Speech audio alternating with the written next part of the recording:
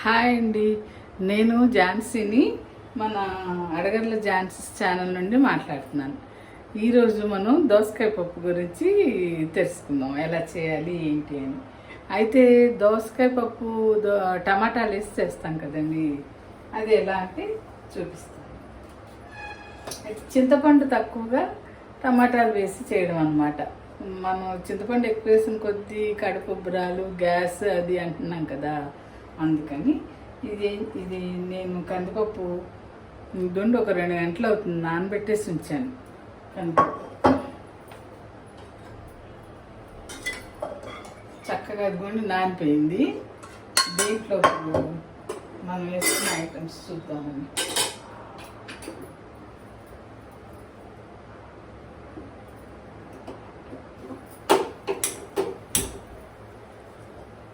పప్పు ఇలా పెట్టేసాను కదా, దీంట్లోకి ఇదిగోండి 2 టమాటాలు కట్ చేశాను. 2 టమాటాలు, ఒక చిన్న ఉల్లిపాయ, ఒక దోసకాయ, ఒక మీడియం సైజు దోసకాయ అండి. అంటే అది ఒక అరకప్పే కదా కందిపప్పు, దానికనమాట. ఎక్కువైతే మళ్ళీ బాగుండదు. అయితే ఈ 2 టమాటాలు దోసకాయ వేసి ఇట్లా వేసైనా వండేయచ్చు. చింతపండు లేకుండా వండినా బాగానే ఉంటుందండి. కాకపోతే కొంచెం చింతపండు వేస్తే ఆ టేస్ట్ బాగుంటుందని ఇది కొద్దిగా చింతపండు అనమాట. ఇప్పుడు ఇవన్నీ 3 పచ్చిమిరపకాయలు, ఒక చిన్న ఉల్లిపాయ, ఇవన్నీ దాంట్లో వేసేద్దాము. ఉల్లిపాయ, పచ్చిమిరపకాయలు, టమాటా ముక్కలు, దోసకాయ. అయితే దోసకాయ కట్ చేసేటప్పుడే మనం కొంచెం చేదు చూసుకుంటాం కదండి, కంపల్సరీ చూడాలి. చేదు ఉంటుంది కదా, అది చేదు లేకుండా చూసుకుని వేసుకోవాలి. బీరకాయకి దోసకాయకి అదే ప్రాబ్లం, కొంచెం చేదు ఉంటుంది.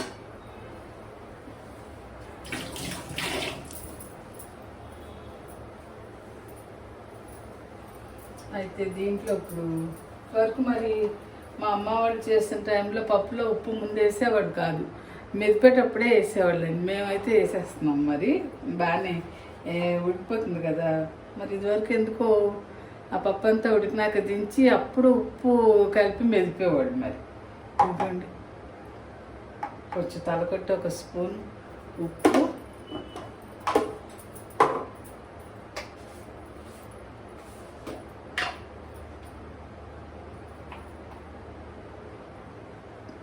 చిటికెడు పసుపు,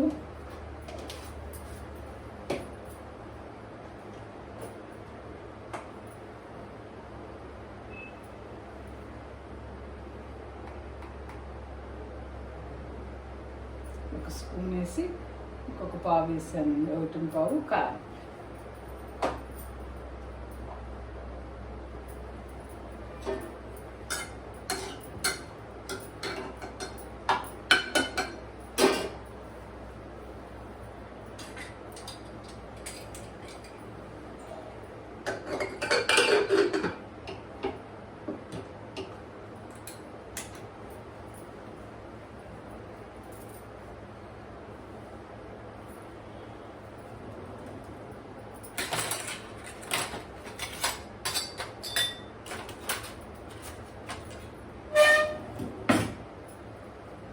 ఇలా పెట్టాం కదండి. కొంచెం ఈ నాజిల్ నుండి కొంచెం ఇట్లా పొగ వచ్చినాక ఈ వెయిట్ పెడితే మనకి ఇట్లా పొంగినట్టుగా రావడం అది కొంచెం తక్కువ ఉంటుందండి.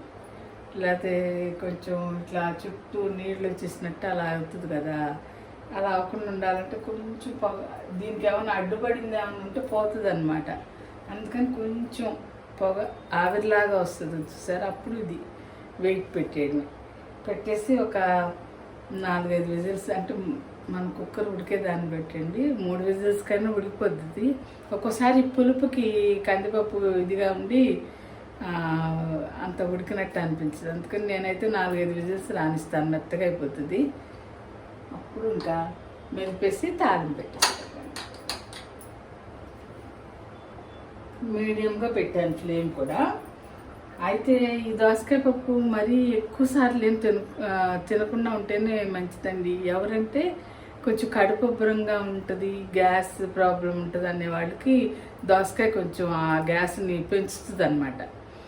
మామూలు వాళ్ళకి పర్వాలేదు, అంటే ఆ కడుపుబ్బరం ఉన్నప్పుడు మాత్రమే తినకుండా ఉండొచ్చు, మామూలప్పుడు తినొచ్చు.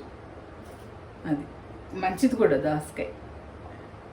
అయితే దాంట్లో ఇప్పుడు మనం ఈ విజిల్స్ వచ్చినాక స్టవ్ ఆఫ్ చేస్తాం కదండి, చల్లారినాక మెదిపి తాలింపు పెడతాం కదా, అంటే గరికతోనే లేండి. ఇది పప్పు గుత్తుంటే ఎక్కువగా పప్పు గుత్తో మెదుపుతాము.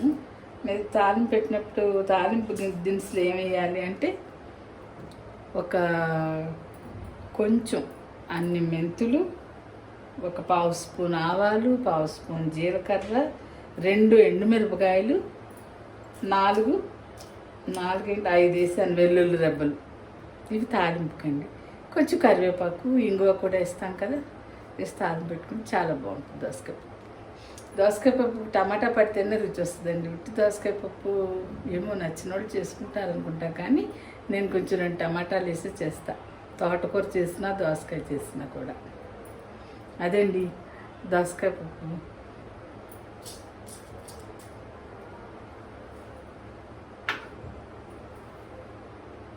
దీనికి కాంబినేషన్గా మనం అరటికాయ వేపుడు చేసుకున్నా బాగుంటుంది, బెండకాయ వేపుడు చేసుకున్నా బాగుంటుంది. ఏదైనా కొంచెం వేపుడు, ఆలు ఇష్టమైన వాళ్ళు, మా పిల్లలు చిన్నప్పుడు అంతా ఆలు సన్నగా కట్ చేసి వేపేసేవాళ్ళం.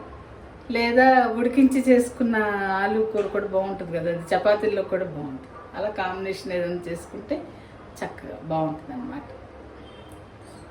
సరేనండి, ఇలాంటి చిట్కాలు ఏమన్నా తెలుసుకోవాలి అనుకుంటే మా ఛానల్ని సబ్స్క్రైబ్ చేసుకోండి.